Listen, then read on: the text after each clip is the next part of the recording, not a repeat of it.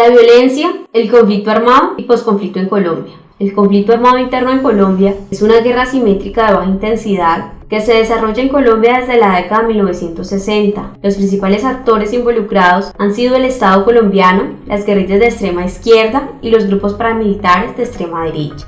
Las causas para que se desarrollara el conflicto armado colombiano se centran en una amalgama de elementos entre los que cabe destacar la debilidad del Estado, el conflicto por la posesión de la tierra, la existencia de marcadas diferencias económicas y la persecución de la población civil debido a su orientación política.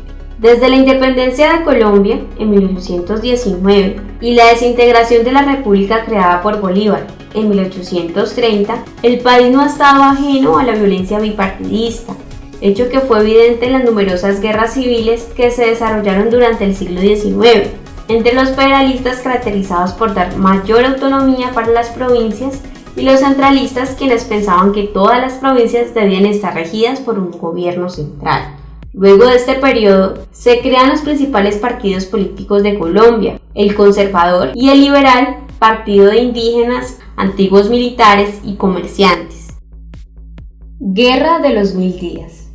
La Guerra de los 1000 días fue una guerra civil disputada entre el 17 de octubre de 1899 y el 21 de noviembre de 1902. En un principio entre el Partido Liberal y el gobierno del Partido Nacional en cabeza del presidente Manuel Antonio San Clemente, quien fue derrocado el 31 de julio de 1900 por José Manuel Marroquín Ricaurte, representante del Partido Conservador en alianza con el liberal Aquileo Parra. A partir de entonces, la guerra continuaría entre liberales y conservadores históricos.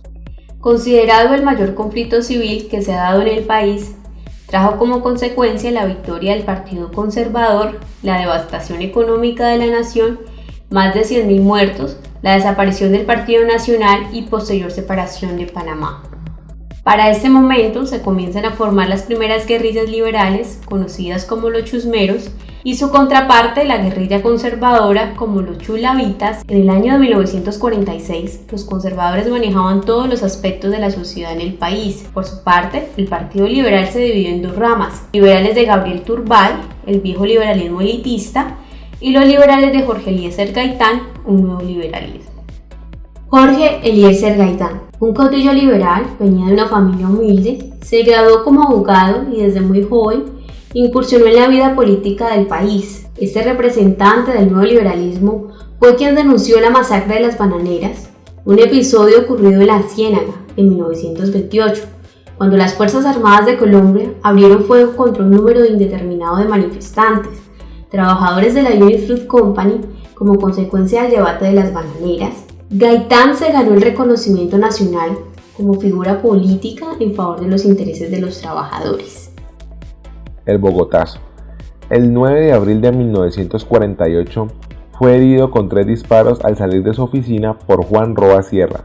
A las 2 de la tarde de ese mismo día había fallecido quien era considerado la esperanza del pueblo.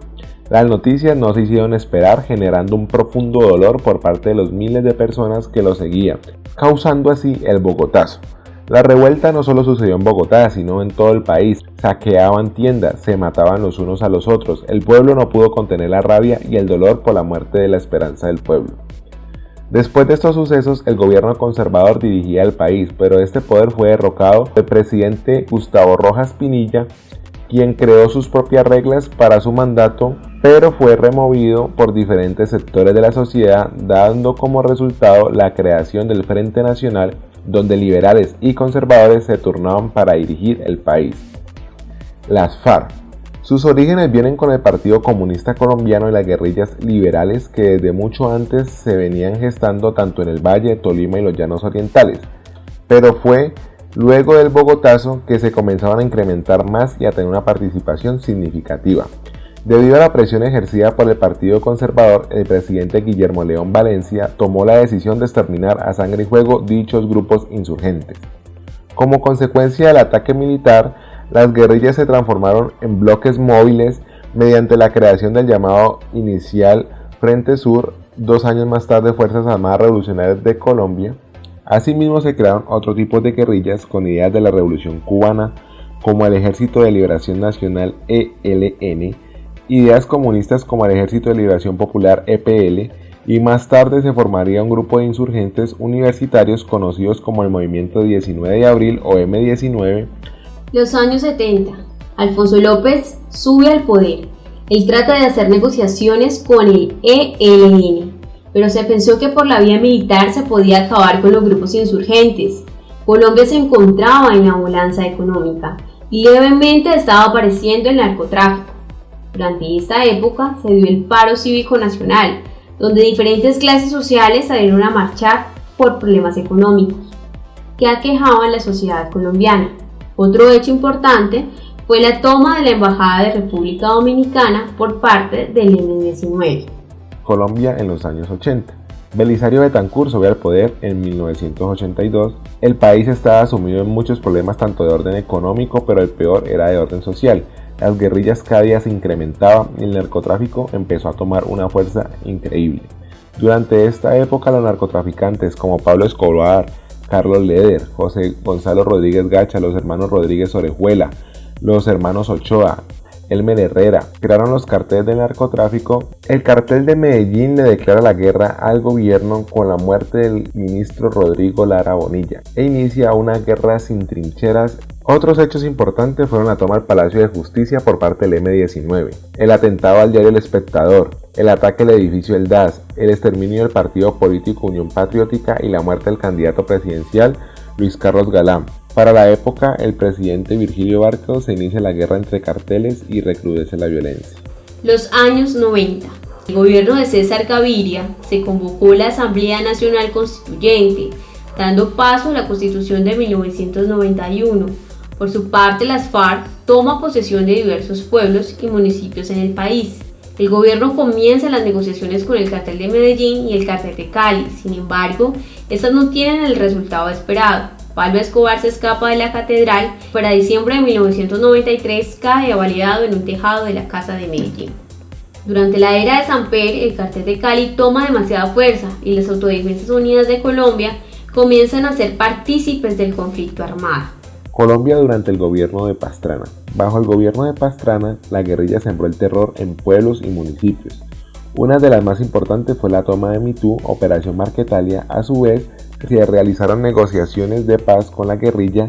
Se dio la zona de distensión en San Vicente del Jaguán, donde ocurrió la silla vacía, situación donde el presidente Pastrana había acordado en encontrarse con Manuel Marulanda Vélez. Sin embargo, este nunca llegó al encuentro.